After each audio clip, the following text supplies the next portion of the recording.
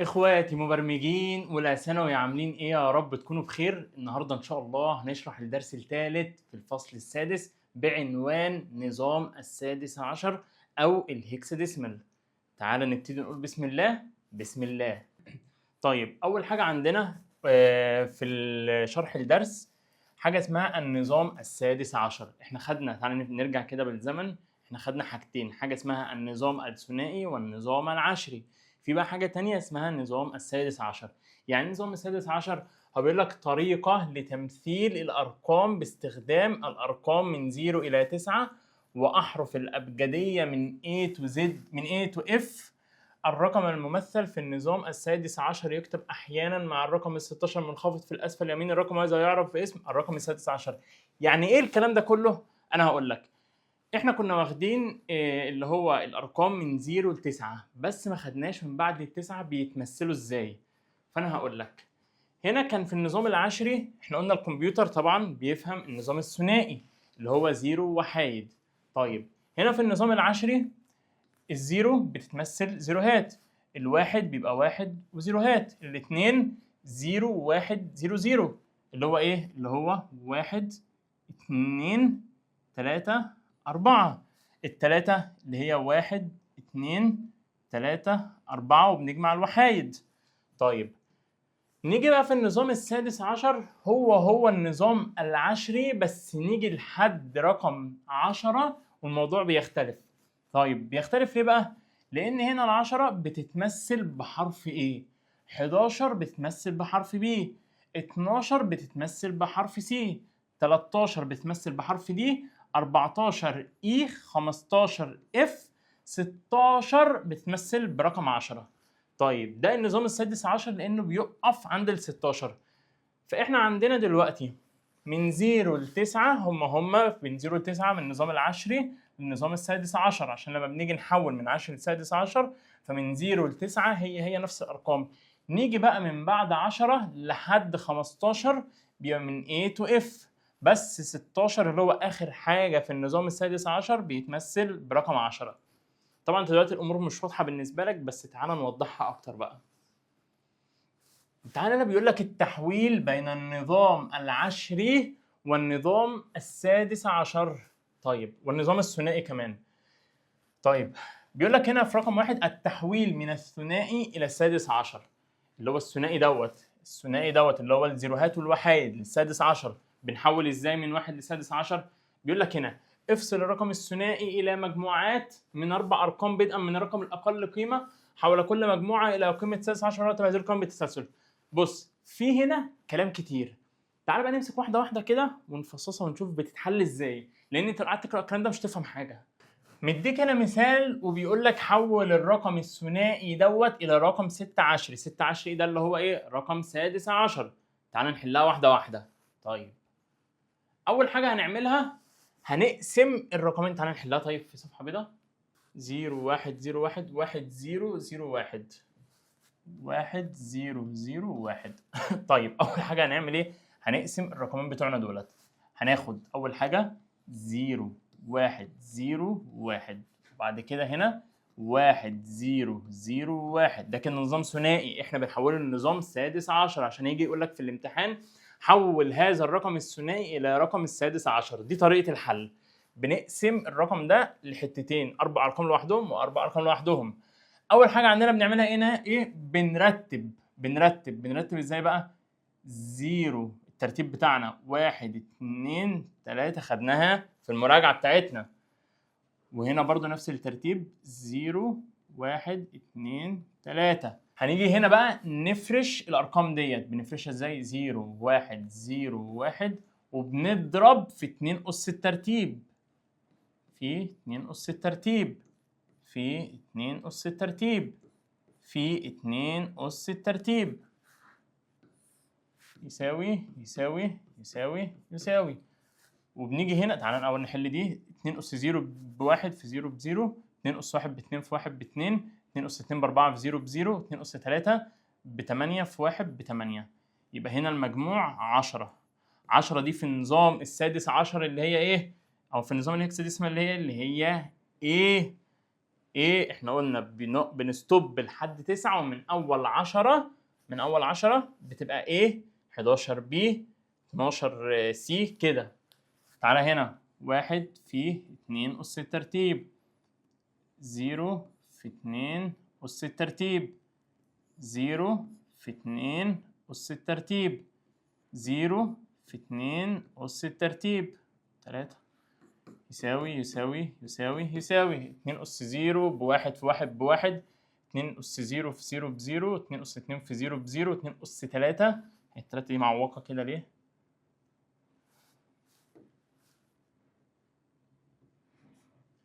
2 أس 3 2 أس 3 2 أس 3 في واحد بقى مش 0 بواحد أهو. ماشي يبقى هنا 8. تعالى نشطبها دي كلها كده ونعملها على نظافة. 1 في 2 أس 3، 2 أس 3 ب8 في 1 ب8، يبقى هنا مجموعهم 9. 1 بلس 8 9. يبقى الحل بتاعها ايه؟ بنكتب الرقمين دول جنب بعض، ايه 9، وبعد كده بنحط هنا 10 اللي هو ايه، او 16 سوري، اللي هو عشان النظام السادس عشر بتاعنا، عشان نعرفهم في الامتحان اللي بيصحح ان ده النظام السادس عشر بين قوسين كده وبنكتب 16. نيجي تعالى نشوف بقى الحل بتاعها اهو، ايه 9 ورقم 16. طيب عشان هنا اللي هو الرقم او النظام السادس عشر. كده احنا حولنا من النظام الثنائي للنظام السادس عشر وعرفتك الطريقة. تعالى بقى هنا نحول من سادس عشر إلى ثنائي. بنحول النظام سادس عشر إلى ثنائي ازاي؟ تعالى اما اقول لك. هو هنا مدينا طيب مثال اللي هو عامل ازاي؟ A4. تعالى نروح نحل A4. والله يا عم تعالى A4 يلا بينا. ثانية تعالى نمسح ده كله كده. A4 احفظ معايا عشان انا بنسى.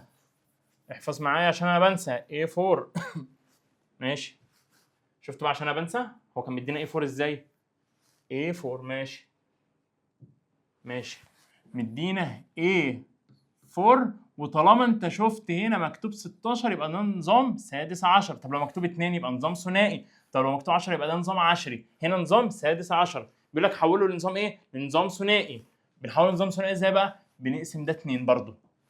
هتاخد الفور لوحدها والاي لوحدها. طيب الفور دي اللي هي ايه؟ قصدي الاي دي اللي هي 10. اللي هي 10. طيب تعالى هنا بس نحل دي الاول. الاربعه هنقسمها على الاثنين. 4 على 2 ب2. يبقى هنا مش متبقي حاجه، يبقى 0. لو مش فاكر الحته دي ارجع للمراجعه. 2 على 2 بتساوي 1. جنبها حاجه؟ لا يبقى 0. طب 1 على 2 هتبقى نص. جنبها جنب الرقم العاشر حاجه؟ في حاجه، فهتبقى 1. وزيرو على اي حاجه طبعا مش نافعه فهنحط 0. فده كده. تعالى نكتبها بالاسود. 0 0 1 0 0 0 1 0. طيب نيجي هنا اللي هي العشرة. 10 على الاثنين. بص يا ولا، دي طريقة ازاي تحول من سادس عشر إلى نظام ثنائي. هناخد 10 على الاثنين بتساوي 5. هل الخمسة جنبها حاجة؟ لأ، فنحط 0. ناخد الخمسة على الاثنين هتبقى 2 ونص. عاملة كام؟ عاملة ازاي نص ايه كده؟ 2 ونص. هل الاثنين العلامة العشرية جنبها حاجة؟ فنحط 1. طبعا خلاص هنمسح دي كده وهنعمل 2 على الاثنين هتساوي 1. هل الواحد جنبها حاجة؟ هنمسح دي كده نحطها تحت. 0 1. هل الواحد جنبها حاجة؟ لأ، فكده 0 1 على الاثنين هتساوي نص. هل الزيرو العلامة العشرية جنبها حاجة؟ على جنبها حاجة هتبقى 1. فهنا هتبقى، تعالى بقى نحط الاثنين دول جنب بعض. 0 0 1 0 0 1 0 1. وهنحط هنا ايه؟ 2. فاحنا كده حولناه لنظام ثنائي. تعالى بقى نشوف 0 0 1 0 0 1 0. تعالى نشوف هل هو اللي احنا حليناه. 0 0 1 0 0 1 0 1 زي الفل. 0 0 1 0 0 1 0 1 زي الفل كده. كده احنا عرفنا ازاي نحول من نظام ثنائي الى نظام سادس عشر، وعرفنا ازاي نحول من نظام سادس عشر 16 دي اللي هي سادس عشر الى نظام ثنائي. تعال بقى لتالت حاجه، بيقول لك ايه؟ التحويل من السادس عشر الى عشري. عشري دي اللي هي القوسين وفيهم 10. طيب طبعا هو مديك هنا ايه يعني كلام كتير كده، فاحنا مش هنركز فيه. ماشي. ايه ده؟ التحويل من السادس عشر. تعال نشوف بقى هو مدينا هنا ايه. هو مدينا هنا سي 6 من سادس عشر الى رقم عشري. طيب نحلها فين طيب دي؟ ماشي تعالى هنا. هنمسح كل ده. يلا بينا. احفظ معايا هو كان مدينا ايه؟ سي. ماشي يلا بينا يلا بينا يلا بينا يلا بينا يلا بينا. ماشي كان مدينا هنا ايه؟ سي 6 وقال لنا ده نظام سادس عشر حولوه نظام عشري اللي هو بين قوسين 10. هنعمل ايه؟ هنقسمها لاتنين. ماشي. 6 في حتة وسي في حتة. سي دي اللي هي ايه؟ احنا قلنا ايه؟ اللي هي 10. بي اللي هي 11. سي اللي هي 12. تمام؟ طيب أول حاجة عندنا اللي هي الستة. تعال نحولها. نحولها ازاي؟ ماشي. 6 على الاتنين تساوي 3. التلاتة متبقي جنبها حاجة؟ لأ تبقى 0. 3 على الاتنين 1.5. متبقي جنبها حاجة فهنخليها 0 و1. الواحد على الاتنين هيساوي نص. متبقي جنبه حاجة 1. طب الزيرو على الزيرو مفيش أي حاجة تبقى 0. تمام. احنا كده حلينا الجزء دوت. نيجي بقى الجزء السي دوت. السي دي اللي هي 12. 12 على الاتنين هتساوي 6. متبقي جنبها حاجة؟ لأ هتبقى 0. الستة على الاتنين بتساوي 3. متبقي جنبها حاجة؟ لأ هتبقى 0. التلاتة على الاتنين تساوي 1.5. متبقي جنبها حاجة؟ فهتبقى 1. الواحد على الاتنين هتساوي 0. متبقي جنبها حاجة؟ اللي هي الواحد. فتبقى هنا 0 0 1 1.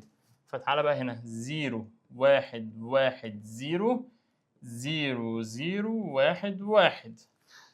طيب احنا كده حولناها لنظام ثنائي. تعالى بقى نحولها للنظام اللي هو النظام العشري. هنحول النظام العشري بقى ازاي؟ تعالى هنا الترتيب بتاعنا 0. لا سوري.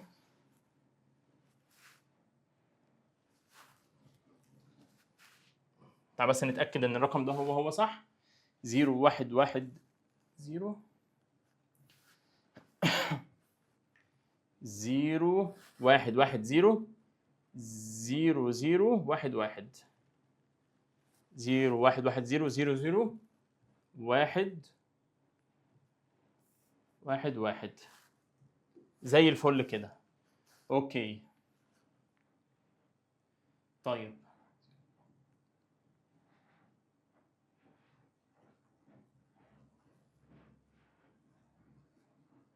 طيب زي الفل كده. هنعمل ايه بقى؟ هنفرش الرقمين دولت. هنقسمهم. مش عارف في مكان تاني ولا لا. زي الفل قوي. هنقسمهم 0 1 1 0. وهنيجي هنا 0 0 1 1. وهنعمل ايه؟ هنضرب في 2 أس الترتيب. هنا ترتيبها 0 1 2 3 4 5 6 7. طيب 2 أس 0 في 2 أس 1 في 2 أس 3 في 3. لا 1 0 2 2 أس 2 0 في 2 أس 3. طيب هنا 0 في 4 في 2 أس 4 سوري 2 أس 4 في 2 أس 5 في 2 أس 6 في 2 أس 7. طبعا بعد ما تطلع النتائج دي كلها الثمان نتائج دول تجمعهم على بعض هيطلع لك الناتج النهائي في الآخر اللي هو 198. طيب احنا كده في الدرس ده خدنا 3 حاجات. أول حاجة التحويل من النظام الثنائي إلى النظام السادس عشر، ومن النظام السادس عشر النظام الثنائي، ومن النظام السادس عشر النظام العشري. طيب تعالى بقى معانا كده مسألتين حلوين. تعالى نحلهم ملامين كل حاجة في الدرس. يلا بينا. أول حاجة ماشي. اول حاجه بيقول لك ايه؟ حول الاعداد الثنائيه، ده كده يعني مديك في النظام الثنائي، الى نظام سادس عشر، والاعداد السادس عشر نظام الثنائي. نعرف ازاي النظام السادس عشر من النظام الثنائي؟ هنا مدينا اديك 2 وهنا 16، فهنا نظام سادس عشر وده نظام ثنائي. تعال نمسك اول واحده، 1 1 0 1 1 0 1 1، ده نظام ثنائي. تعال نحوله نظام سادس عشر. اول حاجه بنعملها عشان نحوله نظام سادس عشر بنقسم المساله نصين. طيب اول حاجه هنا ايه؟ 1 1 0 1، بنفرشها. نيجي هنا للشق الثاني، 1 0 1 1، هنا الترتيب بتاع ايه؟ 0 1 2 3 0 1 2 3، ده الترتيب. تعالى اعمل لك الترتيب بالاسود، 1 1 0 1 1 0 1 1. هنقسم المسألة نصين، 0 1 2 3 0 1 2 3. دي كده اللي هي طريقة أو بطريقة إن إحنا نقسم المسألة نصين، وده الترتيب بتاعنا. أنا خليته لكم مختلف بس عشان نعلمهم. بنعمل إيه بقى؟ بنضرب في 2 أس الترتيب، في 2 أس الترتيب، في 2 أس الترتيب، في 2 أس الترتيب. طيب 2 أس 0 في 1 بواحد، 2 أس 1 في 1 ب2، 2 أس 2 في 0 ب0، 2 أس 3 في 1 ب8، يبقى 8. تعالى نجمعهم دول كلهم 11. 11 دي هل ينفع نكتبها 11 كده؟ لا، احنا بنحول لنظام سادس عشر. ف11 دي في النظام السادس عشر اللي ايه؟ احنا قلنا الايه ب 10، 11 بي، فهتبقى هنا بي. دي كده اول حاجه. خلاص احنا خلصنا النص الاول من المساله، ده كده نص اول من المساله. طيب 1 في 2 أس 0 في 2 أس 1 في 2 أس 2 في 2 أس 3 0 2 أس 0 بواحد، 2 أس 1 في 0 ب0، 2 أس 2 في 2 ب4، 2 أس 3 ب8. هتبقى هنا 4 و8 يعني 12 و1 يعني 13. 13 في النظام السادس عشر يعني ايه؟ احنا قلنا 10 11 12 13 A B C D، فهتبقى هنا D. ونعمل هنا كده 16. تعالى نمسح 11 دي كده. يبقى ده كده حل المسألة الأولى معانا، دي بي. طيب دي بي. تعالى بقى للمسألة اللي بعدها. بيقول لك هنا ايه؟ 0 1 1 0 1 1 1 1، ده نظام ثنائي. طيب هنحوله ازاي؟ احنا قلنا الطريقة بتاعتنا بنقسم المسألة شقين. تعالى نقسمها شقين وبنرتب 0 1 2 3 0 1 2 3. طيب تعالى نحلها بقى.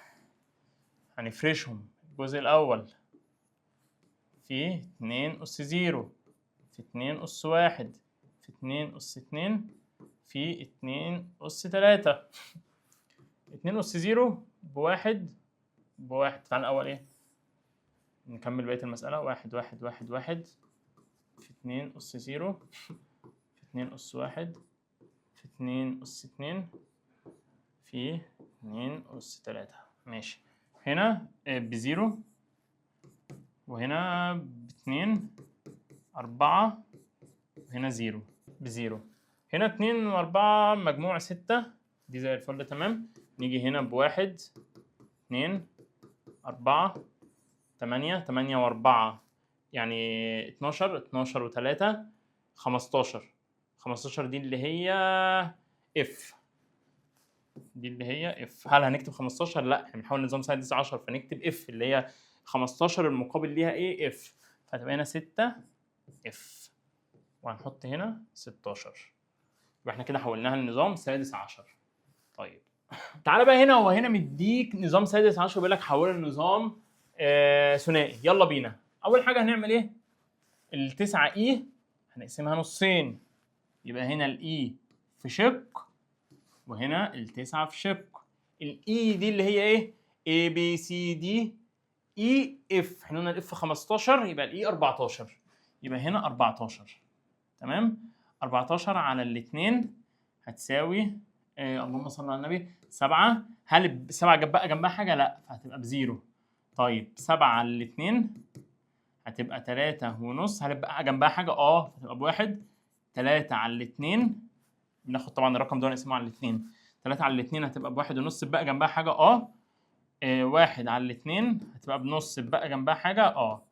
فده تبقى 0 1 1 1. ماشي. تعالى بقى هنا 9 على الاتنين تبقى 4.5. بقى جنبها حاجة؟ ب1. 4 على الاتنين فهتبقى 2. بقى جنبها حاجة؟ لأ. 2 على الاتنين هتساوي 1. بقى جنبها حاجة؟ لأ. 1 على الاتنين هتبقى بالنص. بقى جنبها حاجة؟ هتبقى 1 0 0 1. تمام؟ فهنا الرقم اللي هيتبقى معانا 0 3 وحايد 1 0 0. ماشي. تعالى طيب نمسح. خلاص ماشي. هو كده الرقم اللي اتبقى اللي معانا 0 3 وحايد 1 1 0. يبقى بيتكتب ازاي في الاخر بقى؟ يبقى دي كده الحل بتاعها ايه؟ 0 1 1 1 1 0 0 1. ونعمل 2 كده. يبقى كده احنا حولنا من النظام السادس عشر الى نظام ثنائي. طيب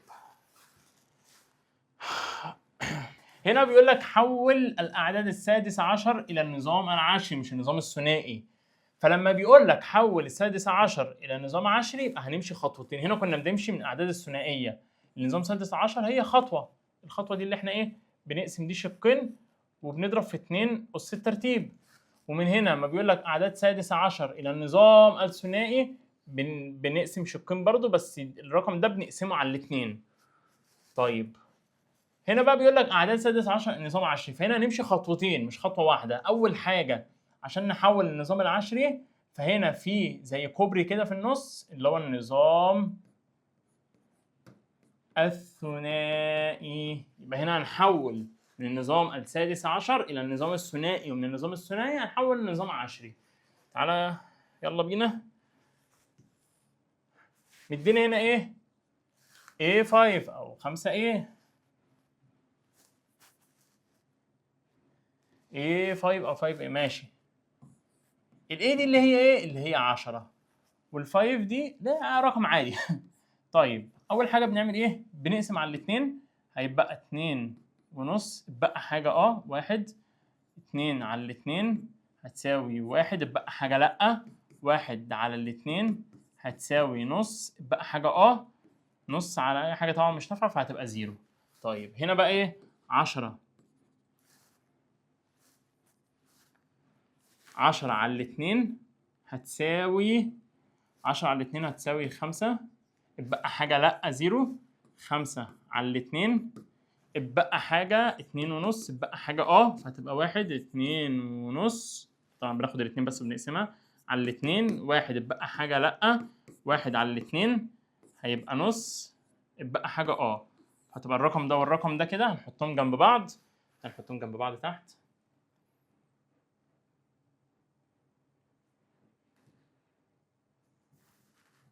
تعالى نمسح ده كده. طب بقول لك ايه، انا هقول لك نحلها ازاي دلوقتي. احنا كده حولنا من نظام سادس عشر لنظام ثنائي. هل كده احنا حلينا المساله؟ لا، احنا لازم نحولها لنظام عشري. فبناخد الرقم الثنائي اللي احنا حولناه دوت 0 0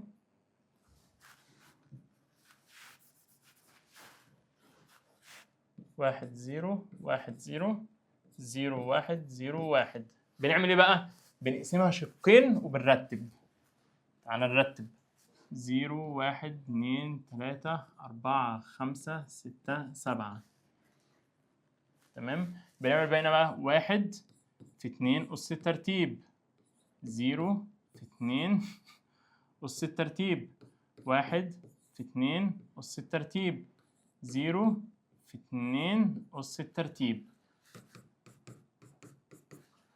نيجينا للجزء ده 0 في 2 أس الترتيب. 1 في 2 أس الترتيب. 0 في 2 أس الترتيب. 1 في 2 أس الترتيب. هيطلع هنا ناتج وهنا ناتج وهنا ناتج وهنا ناتج. يبقى الناتج اللي هنا والناتج اللي هنا والناتج اللي هنا والناتج اللي هنا والناتج اللي هنا والناتج اللي هنا والناتج اللي هنا والناتج اللي هنا هنجمعهم كلهم على بعض هيدينا رقم.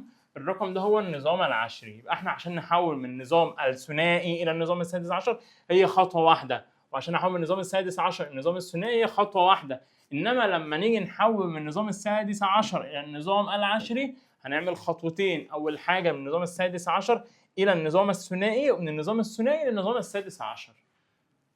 طيب هنا طبعا مدينا شويه مسائل هي نفس اللي احنا حليناها بالظبط، بس ان شاء الله انا كده كده اصلا هعمل فيديو كويس. الفيديو ده هيبقى لامم كل مسائل الفصل السادس. كده احنا خلصنا شرح الدرس الثالث في الفصل السادس بعنوان النظام السادس عشر، ونتقابل في الدرس القادم. والسلام عليكم ورحمة الله وبركاته.